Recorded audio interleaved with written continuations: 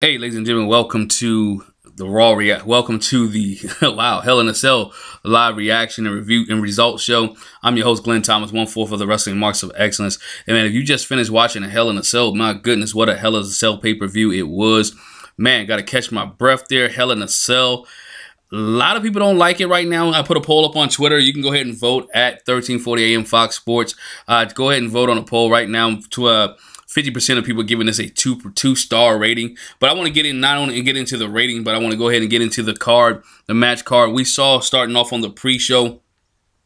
We saw the New Day taking on Rusev Day. Very good match here, back and forth. Rusev put in most of the work on this match. In this match here, New Day was represented very well. Kofi Kingston really picks up the win here over Aiden English with the Trouble in Paradise. A very good 10-minute match here to open up the pre-show card.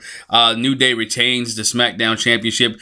Towards the end of this match, you saw a little dissension between Aiden English and Rusev. So look forward to the next couple of weeks. Rusev and Aiden English maybe getting into a feud, and Rusev Day may be splitting up. We saw this prior to these two guys winning the tag team tournament to get a chance to face New Day. But it would have been a loud pop if Rusev Day would have won. I don't know what else Rusev and Aiden English have to do to prove to the WWE that these two guys are definitely over. People love Rusev, love what he's doing, love him on Total Divas, love his character within the ring. The character Rusev has evolved from what he was when he first came into the WWE, but nonetheless, New Day picks up the win here. Then we go to the main card, the main roster. Then we get our first Hell in a Cell match, which is Randy Orton taking on Jeff Hardy. Now, this match right here was a brutal match. We saw the consistency of who Randy Orton is. The Viper really came out and realized that Jeff Hardy is crazier than he looks. Some of the high maneuvers and antics that within this match. We saw Randy Orton pull out a screwdriver and stick it through the holes in Jeff Hardy's ear and grind it and grind it and grind it on it. The match ended with a big pop, a big maneuver of Jeff Hardy swinging from the top of the Hell in a Cell cage and falls through a table, abdomen first, and Randy Orton insisted that the referee give him a 3 count. Randy Orton covered Jeff Hardy, and he gets the pin there. 1, 2, 3. Randy Orton gets the win. Randy Orton, the sadistic Randy Orton, comes out looking whole in this match. Jeff Hardy went to the hospital and he suffered some abdominal issues, as the WWE reported. Said he was coughing up blood. A very good match. Had to get this match. This is one of the better matches on the card here. Randy Orton gets the win over Jeff Hardy in the first Hell in a Cell match of the night. So Randy Orton, as you see here, looks back at Jeff Hardy as he's being carted off, put on the stretcher, being attended to by paramedics, and as he was escorted outside of the arena. As I mentioned, Michael Cole reported later in the night that Jeff Hardy had some abdominal issues and was coughing up blood. But nonetheless, the sadistic Randy Orton gets the win, and we'll see where the Viper goes from here, as it looks like the feud with Randy Orton, feud with Jeff Hardy, has ended. Then we move on to the Raw Tag Team title match, where we saw Dean Ambrose and Seth Rollins take on Drew McIntyre and Dolph Ziggler. This match right here, in my opinion, was one of the best matches on the card. A very good finish here with these two guys. This match right here, I saw a very good tag team. Drew McIntyre is a superstar. If you don't believe me, just go back and watch this match again. Dolph Ziggler's put in some of the best work he has put in his years. I mentioned on this show, as well on the Wrestling Marks of Excellence, which you can hear every Thursday night on Fox Sports Radio, 1340 AM and 96.9 FM, that Dolph Ziggler always needed a partner. He always needs somebody else to dance, to coincide or tag team with, and it seemed like he elevates his game. Don't believe me? Go back to when he was with Big E, and when he was with AJ Lee, or when he was back there with Vicky Guerrero. It seems like Dolph Ziggler always raises his level up. So it's good to see Dolph Ziggler and Drew McIntyre. Very hard-hitting match here. We knew that these guys later on probably with some shape, somehow, will be involved in the Hell in a Cell match itself. But nonetheless, they put on a good match here, and we saw a winner. The winner of this match is Dolph Ziggler and Drew McIntyre. Very good. The ending was one of the most spectacular endings that I saw in a long time. Good timing by these guys here. We saw as Dolph Ziggler, a kick by Drew McIntyre, which had Dolph Ziggler just land on Seth Rollins, and Seth Rollins just falls out. I mean, falls, and Dolph Ziggler gets the pin. A 1, 2, 3. The Claymore hit there on Dolph Ziggler. This match right here had to give it one of the better matches of the night. And we see Drew McIntyre. He had no other choice but to carry Dolph Ziggler out of the ring here. Dolph Ziggler got beat up pretty bad in this match, and so like he always does. A very good match here with Dolph Ziggler and Drew McIntyre. Then we move on to the Women's Championship match here. Becky Lynch taking on Charlotte Flair for the SmackDown Women's Championship. Becky Lynch controlled most of this match. If you look at it, went back and forth, back and forth. Becky Lynch shows her skill set, show what she could do. Hurt Charlotte's arm early in the match. You know, getting ready set up for the arm breaker. Her finishing maneuver. So it was back and forth. We saw Charlotte hit the moonsault. We saw Charlotte go ahead and try to finish Becky Lynch early in this match, but none to avail. Becky Lynch picks up the win, and we have a new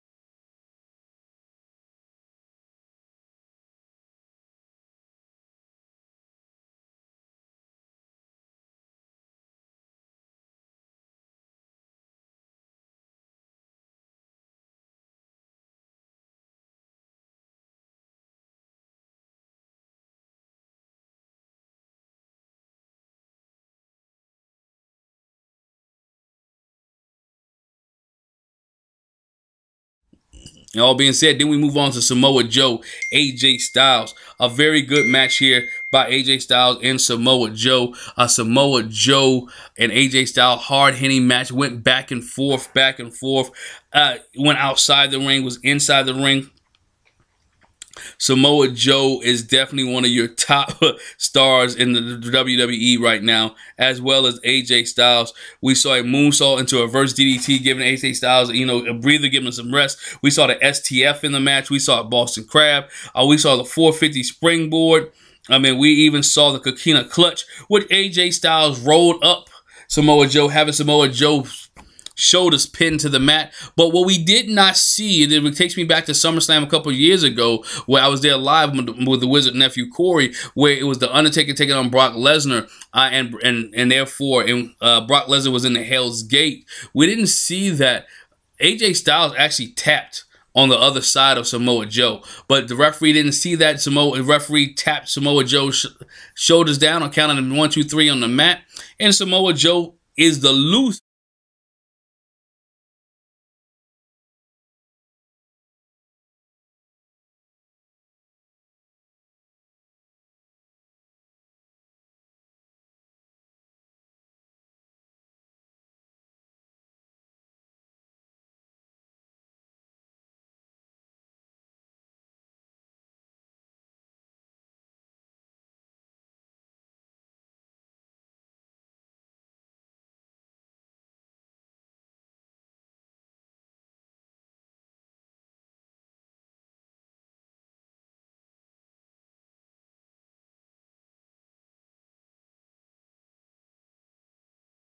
history.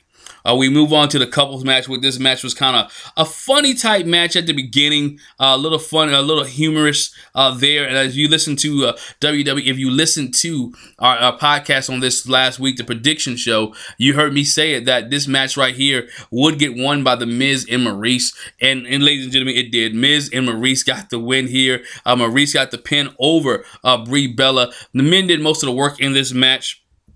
The men did most of the work in this match, where Nikki Bella and Maurice got in a little bit there, but Maurice picks up the win, and the Miz is 2-0 over Daniel Bryan. I would look for these guys to have another match coming up soon. I would say down under in Australia, where Daniel Bryan should get the win. Pick up there, should get the win. Then we went on to the main. Then we went on to Ronda Rousey taking on Alexa Bliss.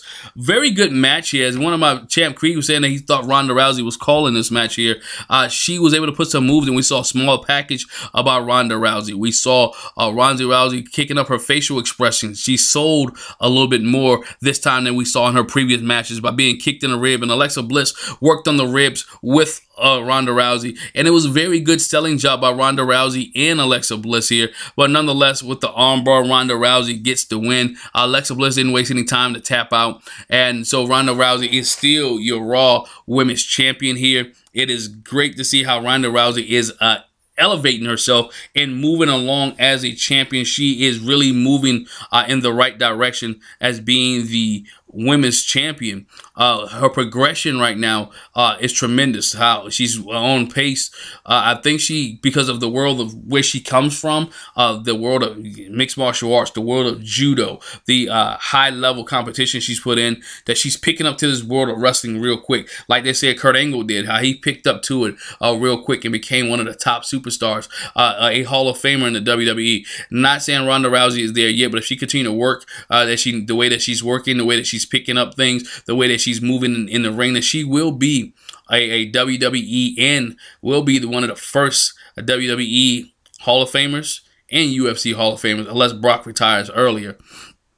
But nonetheless, Ronda Rousey picks up the win over Alexa Bliss, and she celebrated in the ring with Natalya. Shout out to my man, Champ Creed, and as well as Brian H. Waters, who pointed out Ronda Rousey attire a little bit like the UFC attire there. But good job, Ronda Rousey. Crowd was into this match. Ronda Rousey picks up the win at Hell in a Cell for her first women's title defense. Then we went on to the Universal Championship match, where we saw Roman Reigns and Braun Strowman take on Roman Reigns against Braun Strowman with Mick Foley as a special guest referee. The cell closed, and we saw the Braun Strowman just go to work on Roman Reigns with some pillar to post and the steps to a chair to a kendo stick to whatever you name it. He was hitting Roman Reigns with, and then we saw Mick Foley inadvertently count to 3, but he played it off.